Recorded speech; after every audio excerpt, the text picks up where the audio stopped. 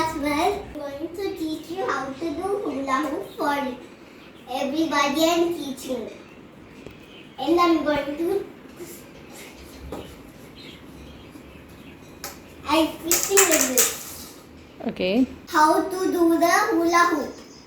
First you need to turn this side.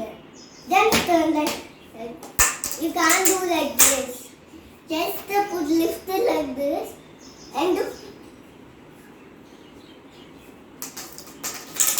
When it falls down again, lift it like this. Again also lift it.